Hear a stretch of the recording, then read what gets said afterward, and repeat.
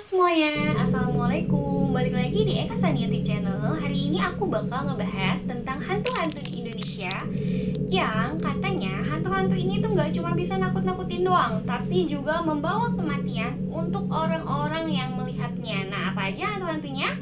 Ayo kita saksikan di video selanjutnya. Jangan lupa like, subscribe, dan komen video ini biar aku makin semangat bikin video selanjutnya ya. Ayo! Nomor 1, ada hantu kuyang dari Kalimantan.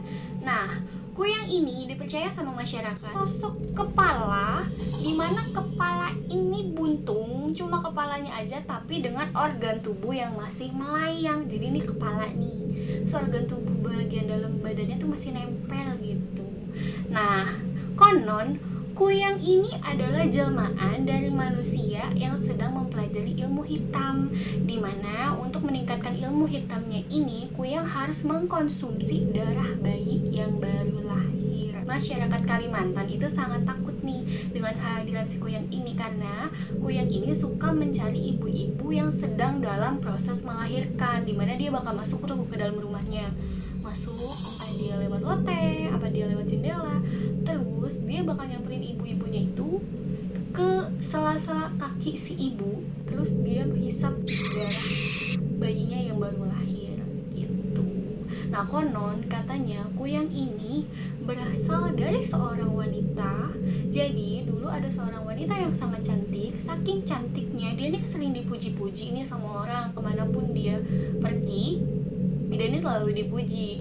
Nah, karena terlalu cinta sama kecantikannya, dia ini jadi takut. Takut apa? Takut nggak cantik lagi gitu, takut keriput ya kan, tambah usia, takut jelek, nggak mau kesaing lah sama yang muda-muda kan. Akhirnya datanglah nih dia ke rumah dukun, konsultasi, gimana nih caranya Pak biar saya nih tetap awet muda. Nah, dukun itu menyarankan dia untuk mengkonsumsi darah bayi supaya kecantikannya itu abadi. Gimana caranya? Yaitu dengan berubah menjadi sosok kepala dengan organ tubuh yang masih menempel utuh, dan akhirnya itulah yang disebut kuyang. Nah, katanya lagi nih ya, kuyang ini paling takut sama bawang putih tunggal sama bawang merah. Jadi kalau misalnya ada kuyang, kita kasih aja nih bawang putih, dia nih nggak mau, bau gitu loh. Terus dia juga diyakini takut sama sapu lidi. Jadi kalau misalnya ada kuyang terbang, kuyang, sabet pakai sapu lidi terbang dia, takut. Terus satu lagi, dia nih nggak suka sama suara bunyi-bunyi yang berisik. Kalau misalnya ada kuyang, oh kuyang, udah kita tabuk aja deh tuh semua yang ada di rumah, panci, ember, penggorengan, pukul, buk, kabur dia. Nah, satu lagi nih mitos paling terkenal tentang kuyang, katanya nih kalau misalnya kita berhasil nangkep si kuyang ini, dia bakal ngabulin semua permintaannya kita, apa aja bakal dikabulin sama dia. Kenapa? Karena kuyang ini nggak mau kalau identitasnya ini ketahuan sama orang lain. Tapi yang harus kita minta ini katanya cuma satu, gak usah macem-macem, minta cuma satu, minyak kuyang. Kenapa? Karena minyak ini punya manfaat. Jadi kalau misalnya kita ngasih barang ke orang, kalau kita punya minyak kuyang, barang itu bakal balik lagi ke kita. Gimana caranya? Contoh nih, mau belanja ya kan, bawa duit. Nah, sebelum belanja duitnya olesin dulu pakai minyak itu. Begitu kita kasih ke kasirnya, uangnya akan balik lagi dengan sendirinya ke dompet kita. Sedangkan uang yang ada di kasirnya itu bakal hilang. Tapi ingat nih, ada tapinya. Nggak sembarangan, minyak kuyang ini juga harus dikasih makan. Dengan apa? Dengan tali pusat bayi yang sudah dikeringkan. Nomor 2, kita ada lampor. Lampor ini sangat terkenal di tahun 1960-an, dimana masyarakat ini sangat takut dengan hantu lampor, karena lampor dipercaya kedatangannya bersamaan dengan pagebluk atau wabah penyakit yang bisa mematikan orang banyak dalam sekejap. Beberapa mitos mengatakan wujud lampor itu bermacam-macam. Nih ya, ada yang bilang lampor itu hantu yang bawa keranda, tuh keranda mayat. Ada juga orang yang bilang kalau misalnya lampor itu sebenarnya adalah prajurit Jawa zaman dulu. Atau masyarakat Jawa zaman dulu percaya kalau misalnya lampor itu adalah pasukan Nyi Roro Kidul yang sedang menuju Gunung Merapi atau mau ke Keraton Yogyakarta. Dan yang paling serem, Masyarakat percaya lampor adalah sesosok pocong berperawakan tinggi besar di mana pocong ini bisa membunuh korbannya yang sedang tertidur. Dengan cara apa? Dengan cara mencekiknya sampai tewas. Nah, ngeri kan? Tapi ada satu nih kelemahan si lampor. Ini agak lucu. Lampor kan tinggi, dia nggak bisa jongkok. Dia, mungkin karena saking tingginya kan susah nekuk kakinya ya kan, nggak bisa jongkok dia. Nah, inilah kenapa orang zaman dulu menyarankan biasanya kita nih untuk tidur di ubin, atau katanya kita nih disuruh tidurnya di kolong tempat tidur. Kenapa? Ya itu tadi, untuk menghindari dari lampor. Karena lampor kan nggak bisa jongkok, jadi kalau misalnya kita tidur di ubin atau kita tidur di kolong tempat tidur, lampor nih nggak bisa nyekik kita karena tangannya nggak nyampe. Itu. Nomor 3, ada Andong Pocong Sidoarjo.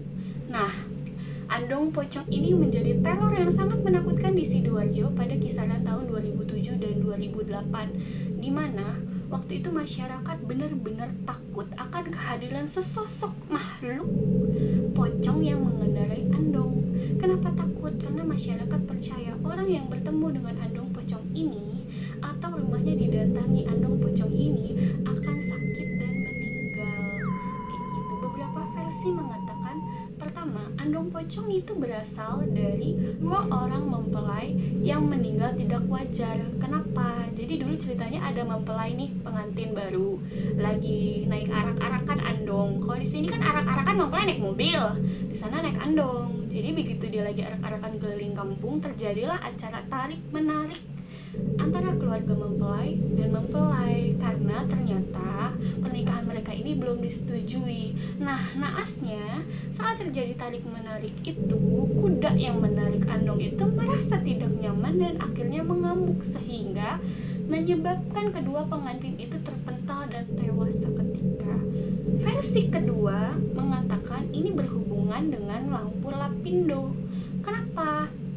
Jadi, versi kedua menyebutkan bahwa andong pocong ini adalah wujud dari keinginan atau wujud dari ilmu orang-orang pintar Sidoarjo yang ingin menutup lubang Lumpur Lapindo dengan apa? Dengan korban masyarakat Porong itu sendiri. Versi ketiga, andong pocong ini adalah pesugihan, di mana orang yang melakukan pesugihan ini akan menjadi kaya raya dengan menumbalkan manusia sebagai imbalannya. Sang dukun memberikan mantra-mantra agar orang ini bisa berubah menjadi sosok pocong beserta andongnya. Nah, pada tahun 2007-2008, andong ini sangat terkenal di Sidoarjo, di mana pada malam hari dia akan berkeliling kampung, ya kan, menyambangi rumah-rumah, terus naik ke tangga nih. Pertama bunyi andong dulu nih, tak tuk tak tuk tak tuk, udah terus tangga, tuk, tuk, tuk. Terus dia nih bakal ngetuk-ngetuk pintu yang punya rumah pakai kepala. Buk, buk. Nah, orang yang membukakan pintu itu diyakini akan meninggal besokan paginya, entah karena sakit parah atau entah karena saking ketakutannya. Gitu. Next, nomor 4, ada kedung buaya atau tikar kuning. Kalau ini dari masyarakat Betawi, di mana masyarakat Betawi percaya kedung buaya itu adalah rumahnya atau istananya buaya-buaya siluman. Bisa buaya buntung atau buaya putih. Ciri-cirinya adalah pertemuan 2 arus di tengah sungai, padahal sungainya itu cuma 1, tapi terjadi pertemuan arus di sana. Nah, itu dipercaya sebagai kedung buaya. Kedung buaya ini biasanya banyak menelan korban, di mana korbannya ini adalah orang-orang pendatang yang bukan asli sana. Gitu. Biasanya sebelum menelan korban, kemunculannya ini ditandai dengan naiknya buaya besar ke pinggir sungai, dan setelah buaya itu menampakkan dirinya, tidak lama akan terjadi banjir besar yang menelan korban.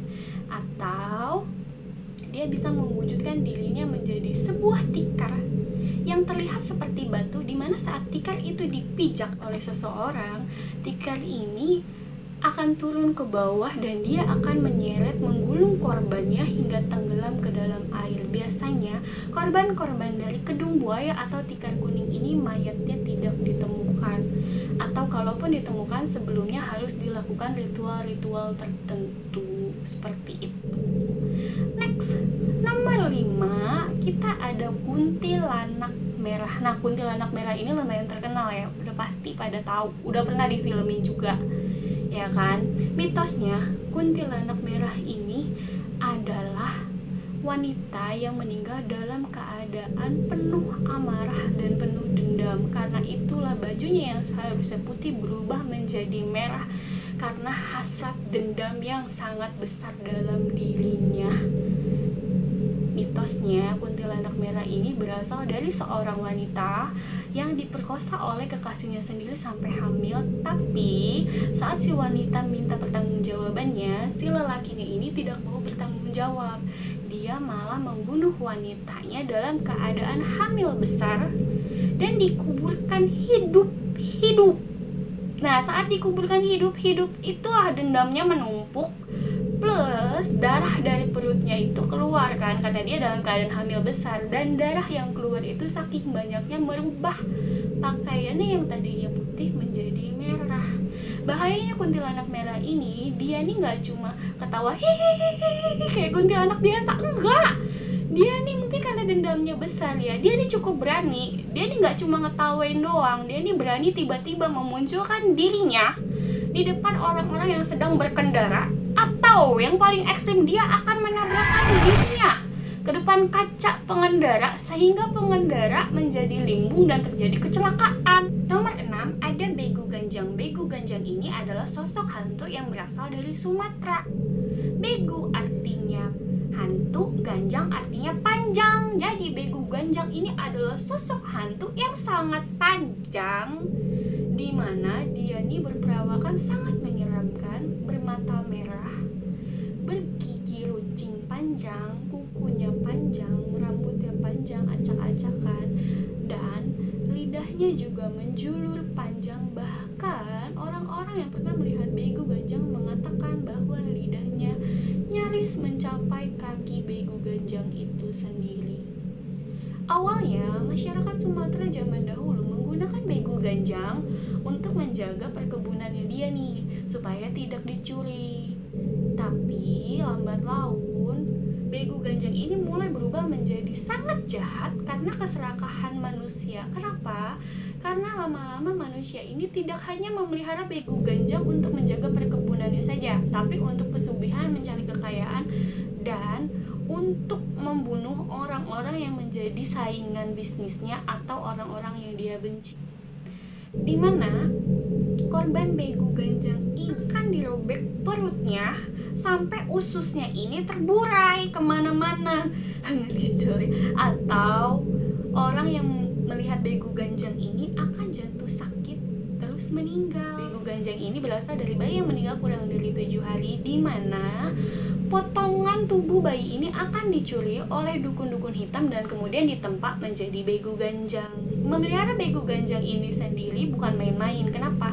Karena si pemelihara ini harus memberikan atau menumbalkan nyawa orang lain untuk makanannya Begu Ganjang. Saking takutnya masyarakat Sumatera sama Begu Ganjang, banyak kejadian-kejadian ekstrim yang terjadi pada zaman dahulu. Ada satu cerita yang mengatakan di sebuah desa ada seorang lelaki yang dibakar hidup-hidup oleh masyarakat karena masyarakat percaya bahwa dia telah memelihara Begu Ganjang. Nomor 7, terakhir ada Takau dan Anak Sima. Takau dan Anak Sima ini berasal dari Banjar, Kalimantan Selatan, dimana sebenarnya Anak Sima ini dipercaya sosok anak manusia setengah gaib yang suka memakan jantung manusia. Kenapa? Karena dahulu ada seorang perempuan yang membuang anaknya di tengah hutan karena perempuan ini merasa malu anak itu hasil hubungan gelap dengan seseorang. Nah, anak yang seharusnya meninggal di tengah hutan itu, yang harusnya kelaparan, kedinginan, ternyata diselamatkan oleh Takau. Takau ini adalah makhluk gaib yang dipercaya paling kuat di tanah Banjar. Nah, saking sayangnya si Takau ini sama anak Sima, semua keinginan anak Sima ini akan dikabulkan sama si Takau. Kan si Takau ini memberikan sebagian kekuatannya untuk anak Sima. Tapi karena anak Sima ini setengah manusia, ada beberapa syarat yang harus dipenuhi. Dan syarat itu adalah anak Sima harus memakan jantung manusia untuk memperkuat kekuatannya yang diberikan oleh Takau. Jadi Takau ini memberikan jantung manusia kepada anak Sima, sampai akhirnya anak Sima terbiasa memakan jantung manusia dan selalu menginginkan jantung manusia untuk makanannya. Ada sebuah cerita, jadi ada seorang nenek dulu, dia pergi ke tengah hutan. Jadi anak Sima ini dipercaya suka suka memperlihatkan dirinya di tengah hutan, dan dia akan menjebak korban-korbannya dengan cara menangis gitu. Jadi nanti orang-orang yang lewat tengah hutan itu bakal kasihan sama dia. Nah, si nenek ini lewat nih di tengah hutan, terus dia dengar suara anak nangis, ya kan, anak kecil kayak gitu kan, samperin kan sama si nenek. Nah, ternyata di situ ada anak balita yang sedang menangis sendirian di tengah hutan. Awalnya si nenek nggak mau nyamperin, dia juga udah takut, kok bisa ada anak kecil di tengah hutan. Tapi anak Sima ini nggak menyerah. Untuk membujuk si nenek ini, akhirnya dia panggilkan si nenek dengan cara apa? Uma gitu, dia bilang. Apa artinya Uma? Iba lah kan si nenek kan, muncul naluri keibuannya kan. Akhirnya dia samperin tuh si anak Sima, dia gendong belakang kan, dia bawa pulang, mau dijadiin anaknya dia sendiri. Tapi di perjalanan ini si nenek mulai merasakan bahwa punggungnya itu panas, nyeri, berat, dan semakin lama semakin kebas dan tidak bisa merasakan apa-apa. Dia juga mulai mendengar suara-suara aneh seperti suara orang makan.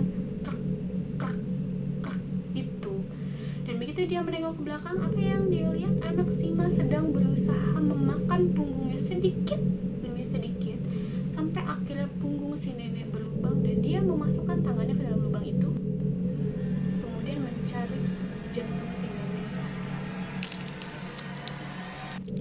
Oke guys, itu tuh ya kan, hantu-hantu yang katanya nggak cuma bisa nakut-nakutin doang, tapi kemunculannya juga dipercaya bisa membawa kematian kepada manusia yang melihatnya.